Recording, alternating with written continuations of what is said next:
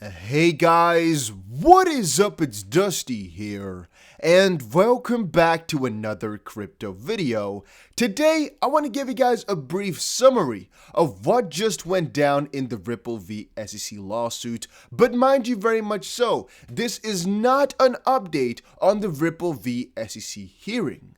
This is an update on what happened just prior because the SEC just requested some new documents from Ripple. I did an entire live stream about it a couple of hours ago, but that's what this video is for. Just a quick little summary to sum up whatever happened there. In a couple of hours from now, however, you will see an update on the hearing because I have to prepare everything about that and then I'll get it to you, right? But give me a couple of hours, maybe an hour or so on that, and I'll get it to you. For right now, an update on this SEC motion.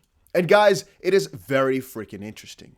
So one of the things we covered straight off the bat was what it was about, right? Long story short, the SEC has questioned one of Ripple's ex-employees, O'Gorman, Antoinette O'Gorman to be exact, who was Ripple's chief compliance officer.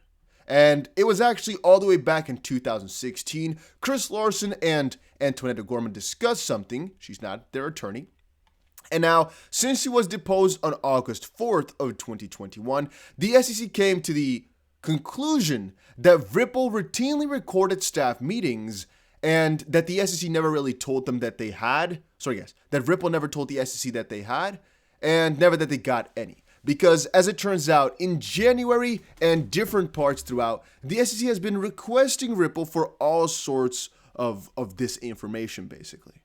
However, once more, Ripple informed the SEC that it had not really searched at that time, and even now they've kind of searched but doesn't want my job, and now the SEC is coming in saying, hey, we want all of the relevant recordings, and it's basically just they want all relevant recordings of, well, and that's what it comes down to at the bottom right here. There's a couple of things which they're basically requesting for, and right now it's actually a little bit difficult to see what exactly they all are.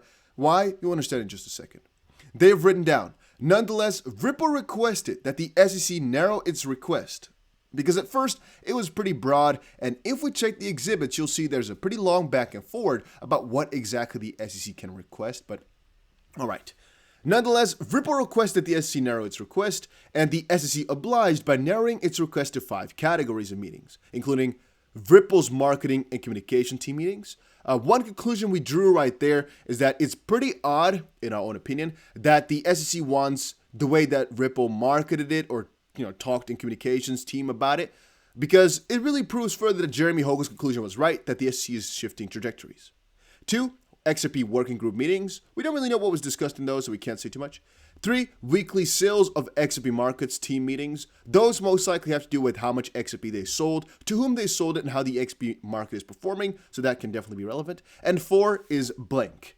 However, they mentioned Exhibit K, Tenrero email dated August 13th, and when I checked it out during the live stream, you'll notice that it says a couple of interesting things.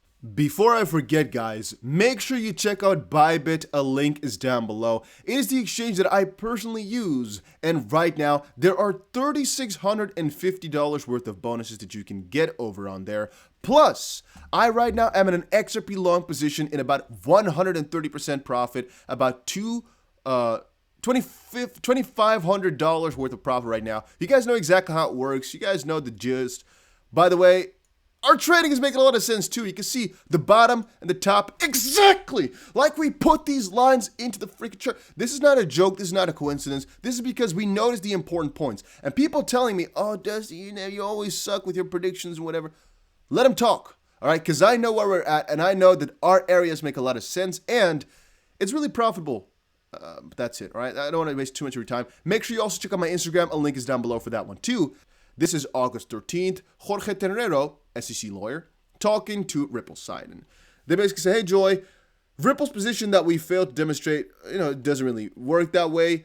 To try and reach a compromise, we request that by noon Monday, you provide us a list with all the meetings recorded, or at minimum, the types of meetings recorded, and that you agree to search through and produce for responsiveness. Privilege the following meetings. 1. Marketing and communication teams about how to talk about XRP, which once more is concluded by me and Jeremy Hogan to be quite interesting Because, well, why would you want to know about marketing and communications or how the team talked about XRP? Like, what could the purpose of that be unless that's within your grasp of strategy, right? Well, we'll talk about that in just a second.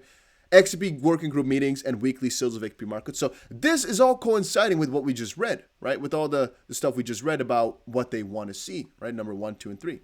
It's all the same. However, the only way in which it differs is that there's a number 4 mentioned, which is also rather peculiar. The meeting that Mr. Garlinghouse had, all hands, with the company after his meeting with Chair J. Clayton in August of 2018, as explained in Mr. Schwartz's testimony. So the interesting part comes in the fact that we do not get to see anything about Mr. Schwartz's testimony or deposition. Every time you see Schwartz being mentioned in this email as well, you notice that none of this stuff can actually be seen, which I find rather annoying, but all right, that's the way it is. You can't really do too much about it or with it. But the conclusion being, I think that right here on the, oh wait, where is it now? Right here on the dark parts, that number 4 is this number 4 they've tried to hide, but we actually found it out, and now it's not hidden anymore. Now, once more, as I've just explained, here you'll see mentions of Schwartz's deposition at many different points, and even others like Zagone here, Miguel Villas, and I believe there's actually one more that I'm missing now, but all right. Oh, there's another Villas mentioned. I think he's mentioned twice. Whatever. There's one more that they actually have somewhere throughout here that I most likely missed, but all right. It's kind of strange that you can't really see exactly what they talked about in their testimony during the deposition when they are referring to it in a couple of different places as well, specifically in these exhibits, which apparently they either have not really gone through properly or it's just a coincidence because there's just 4 points right here. And even though in terms of the length, it does make a lot of sense for it to be the blank part right here, you know, in length terms, she said, or they said, 5 categories, yet they only mentioned 4, which is really something that I don't understand at all. Like, why would you go about it that way? Then one thing I decided, or at least I wanted to put over on Twitter, which I don't think I got the chance to just quite yet, is apparently over within the SEC or within Ripple, they teach their members on how to speak about XRP. Now, I'm a little bit sad that I didn't keep it open anymore. There was basically a talk here where the SEC said that Ripple basically schools, if that's the way to say it, schools their employees on how to talk about XRP in the market. And I found that another rather interesting quote. I mean, like, why would Ripple do that? And then again, from another perspective, why would the SEC care as to how Ripple, okay, let's actually see, to the markets about XRP or about, no, I don't remember exactly what that part was, but just take it from me what I'm saying it to you like right now. They basically said it like how Ripple employees are taught to talk to the markets or at least talk about XRP. But if I type in XRP, you're going to find so many. Oh, we might actually find it like this. The only annoying part is if it's actually in a picture. Then again, by the way, I've read through it, and guys, this is one of those documents which I can recommend everybody to spend a couple of minutes on, just read through, because even though it's 40 pages, right, the most interesting ones are just 5, and it's only for the fans or people that really like to dive deep. There's so much juice that can be dug up in this, guys, really.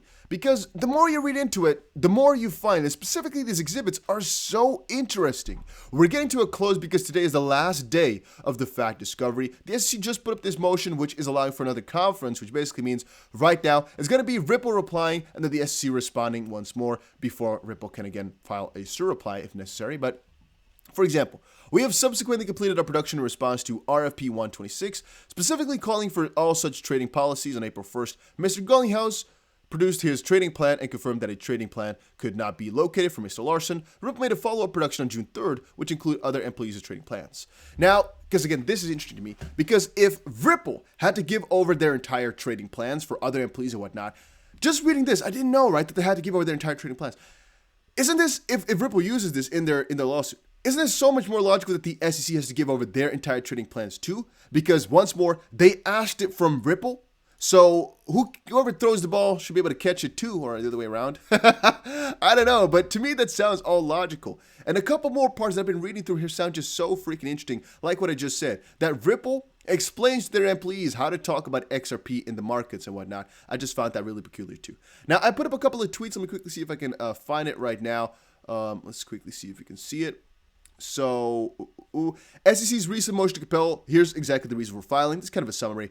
Among other things, the recordings may reveal efforts Ripple took to increase or maintain XRP's price or to create expectations of profits in potential XRP purchasers.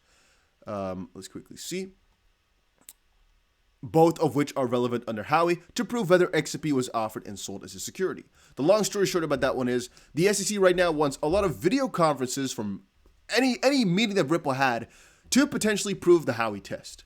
And once more, I think that the SEC is now seeking a video of this as well, of the meeting which Garlinghouse Ripple had with Jay Clayton in 2018, because Joel Katz, David Schwartz, talked about that in his deposition. Now, with a couple other parts, like here, let's quickly see here.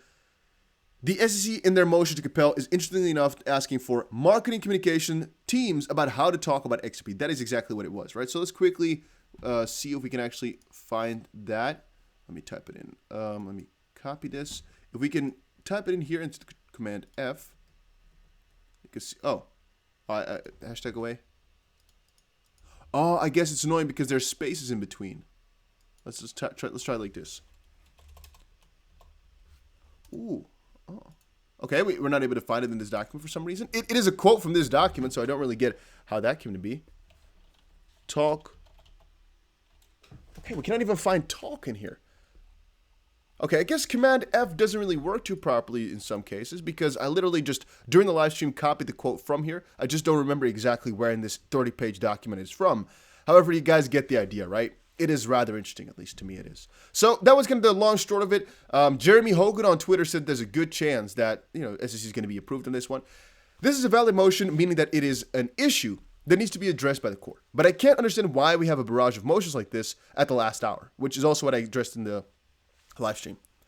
After a 3-year investigation, the SEC really hadn't had any idea that certain meetings were recorded, which is odd as well, right? A lot of these things really don't make sense. To me, the question is like, why would they file something like this on the last day, a couple of hours before the end? If they knew about this for so many weeks as well, why go so slow through this entire process when you're so close to the end of fact discovery? Why? And they're saying, oh, the SEC didn't know because Ripple didn't tell them. Yeah, but isn't that their entire thing to find out what exactly Ripple is hiding from them? If they can't even figure out that the other party is hiding, or at least has recordings of all meetings, even a meeting with your freaking SEC chairman in 2018, what in the world are you doing? Aren't you freaking, I don't want to say anything really too insulting, but isn't that just dumb on their end? One thing we also found out watching this is that in a couple of different places, they're trying to hide that Ripple actually has a Wikipedia for everything. They basically have an area. It's called Ripple Confluence, ripplelabs.atlassian.net, where they basically have a wiki where they have all their documents and all their stuff. We cannot open it. You need to be, verified to get in there. But in a couple of parts during this motion even, they try to hide that information. In a couple of other parts, it's open again to the public. So I really don't understand too much about why they're half-assing this stuff. Like, why not just go through it properly and really blank out things which should be blanked out? One fun fact you might have wanted to know about is how many freaking pages, I think, that these depositions all have. It could literally be that O'Gorman, who right now I think works for PolySign, was like questioned for hours upon end with like 400 pages of testimony or of deposition, which to me is also sometimes kind of crazy to think about how long you might have had to sit there. But as I was just saying, they don't really do a good job of blanking everything out. Then again, you might also wonder exactly why that is. But here, take a look at this, right? So this is all blacked out, right? Of the Gorman deposition, I believe, a company-wide Wikipedia-like platform. So they're taking away right now the specific quote of what was the name now? Confluence. They're not putting that in, but you can see it's a company-wide Wikipedia-like platform, which we now know from Exhibit B is Confluence because we checked it out right there at the bottom. However, they mentioned it a couple of times elsewhere as well, Confluence. So, again, in Exhibit B, somewhere here, they're talking about Confluence. I don't remember exactly where. Isn't that just kind of stupid then? Like, how can that be? Then again, one thing we also know is that there's actually a ton of, here we go. There's actually a ton of different depositions that took place which is rather interesting. And one other thing that I forgot to mention just now is that Ripple did propose a solution. Because so right now there's a discussion between Ripple and the SEC between whether or not Ripple would have to produce all this type of stuff. The SEC is saying, well, it's not really that burdensome and it's relevant because, well, it's a $1.4 billion lawsuit. We think we might get some information out of this. Ripple said, no, we don't think so. There's too much that you're wondering for. And even though we are willing to produce it for you, we will only produce it for you if you admit to not requesting multiple different pieces of information later. And the SEC denied, saying no, because we still have the we still have the Brett Garlinghouse and Chris Larson depositions coming up and whatnot, and we want to have it. Then again, it's just going to be a long back and forth, I think. But for right now, it's just, this is the most important stuff you need to know. If there's anything else, it'll come to fruition pretty soon here as Ripple responds pretty shortly. I don't think it's going to take too many days, but once more, a conference like this is going to be a back and forth. So we'll see these points being dived into deeper as time moves on anyway. So I'm not really too worried about it.